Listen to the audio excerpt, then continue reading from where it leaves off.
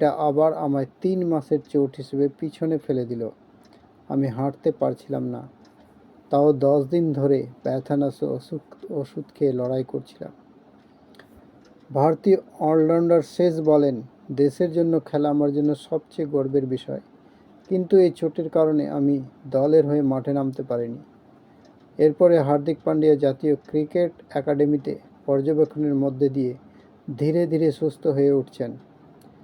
এর সঙ্গে আসন্ন আইপিএলে তিনি মুম্বাই ইন্ডিয়ান্সকে এই বছর প্রথম নেতৃত্ব দেবেন। আসসালামু আলাইকুম, ওয়েলকাম মাই চ্যানেল অলরাউন্ডার। বিশ্বকাপে চোট পেয়ে 5 দিনে ফিরতে চেয়েছিলেন, কিন্তু কেন তা সম্ভব হয়নি নিজের মুখেই জানালেন হার্দিক। প্রতিটি ক্রিকেটার তার দেশের হয়ে অংশগ্রহণ করাকে সবচেয়ে বেশি সম্মানের মনে করে, তবে টি-20 ফ্র্যাঞ্চাইজি লিগগুলোর জনপ্রিয়তা বৃদ্ধি পাওয়ার সঙ্গে সঙ্গে ক্রমবর্ধমান কাজের চাপ ক্রিকেটারদের অনেক সময় চোটের মুখে ফেলে দিচ্ছে। আর সঙ্গেই সাম্প্রতিক সময় ভারতীয় দলের ক্ষেত্রেও একাধিক তারকা ক্রিকেটারের চোট সমস্যা বারবার সামনে এসেছে। গত বছর একদিনের বিশ্বকাপে চলাকালীন চোট পেয়ে হার্দিক পান্ডিয়া মাঠের বাইরে চলে গিয়েছিলেন। এবার এই বিষয়ে তিনি নিজের অনুভূতি প্রকাশ করলেন।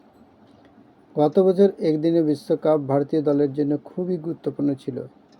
শক্তিশালী একাদশ তৈরি করার ক্ষেত্রেও ব্লু ব্রিগেডের অন্যতম অলরাউন্ডার হিসেবে হার্দিক পান্ডিয়ার উপর বিশেষ দায়িত্ব দেওয়া হয়। তবে টুর্নামেন্ট চলাকালীন বাংলাদেশের বিপক্ষে মাঠে নেমে বল করার সময় এই তারকা অলরাউন্ডার গোড়ালিতে চোট পেয়ে মাঠের বাইরে চলে যান। এমনকি এই চোটের কারণে বিশ্বকাপে আর একটি ম্যাচেও তিনি অংশগ্রহণ করতে পারেননি।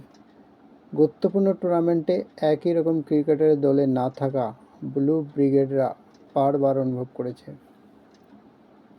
এবার স্টার স্পোর্টসকে দেওয়া এক সাক্ষাৎকারে হার্দিক পান্ডিয়া এই চোটের প্রসঙ্গ তুলে এনে বলেন, চোট পাওয়ার পর আমি দলের কর্মকর্তাদের বলেছিলাম যে 5 দিনের মধ্যে আবার ফিট হয়ে ফিরে আসব।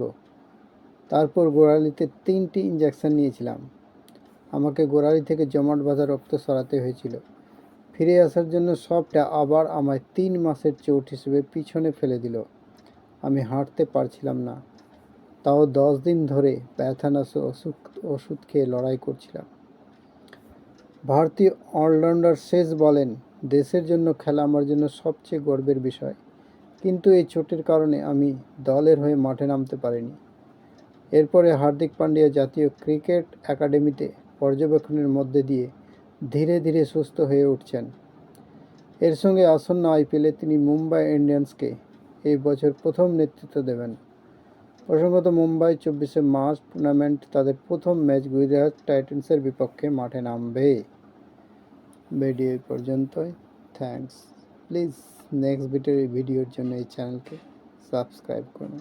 আর যারা অলরেডি সাবস্ক্রাইব করেছেন তাদের অসংখ্য ধন্যবাদ।